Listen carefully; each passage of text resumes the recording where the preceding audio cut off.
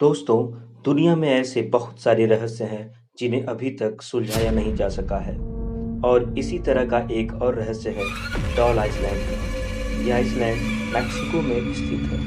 इस आइसलैंड पर आपको हर जगह हजारों ऐसे डॉल देखने को मिलेंगे जो कि आपकी रातों की नींद उड़ा देंगे। किसी डॉल के सर नहीं है तो किसी के पैर, लेकिन आखिरकार ये डॉल यहाँ पर क्यों लटकाए गए हैं? इन डॉल का यहाँ पर लटकाने का मकसद क्या है? तो चलिए इसके पीछे की कहानी का पूरा सच जानते हैं। मेक्सिको सिटी जितनी अपनी खूबसूरती के लिए जानी जाती है, उतना ही खौफनाक यहाँ का ला इस्ला द ला मोनिका आइलैंड है।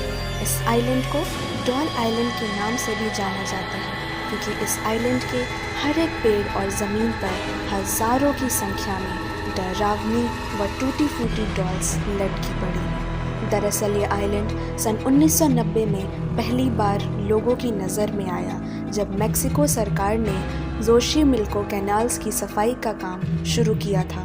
कुछ कर्मचारी सफाई करते हुए इस आइलैंड पर पहुंच गए, लेकिन इस आइलैंड में इतनी सारी डॉल्स कहां से आईं और इन्हें पेड़ों पर किसने लटकाया, इस डॉल आइलैंड की कहानी भी काफ़ी डरावनी है। ऐसा कहा जाता है कि सांताना बरेरा नाम का एक व्यक्ति शांति चाहता था, जिसके लिए उसने अपने घर परिवार को छोड़कर इस आइलैंड पर एकांत जीवन बिताना शुरू किया।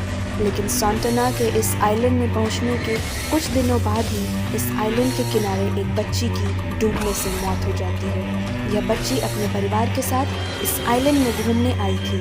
बच्ची की मौत के कुछ दिनों बाद ही सांताना को उस जगह पर एक तैरती हुई डॉल मिलती है जिस जगह पर उस बच्ची की मौत हुई थी। सांताना उस डॉल को निकालकर आइलैंड के एक पेड़ में लटका देता है।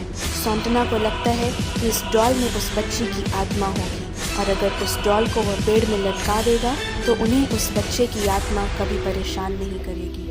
इसके बाद सांताना को आइलैंड के आसपास कोई भी डॉल मिलती तो उस डॉल को वह पेड़ में लटका देते थे और धीरे धीरे इस आइलैंड में डॉल की संख्या हज़ारों में पहुंच गई। यह डॉल इतनी अधिक संख्या में आइलैंड में कैसे पहुंची, उसका पता न सांताना को लगा और न ही वैज्ञानिक इसका पता लगा पाए हैं।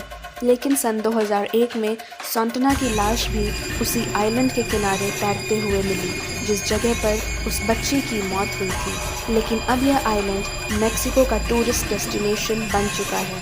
हज़ारों लोग यहाँ घूमने आते हैं, लेकिन रात के वक्त उस आइलैंड में कोई भी घूमने नहीं जाता।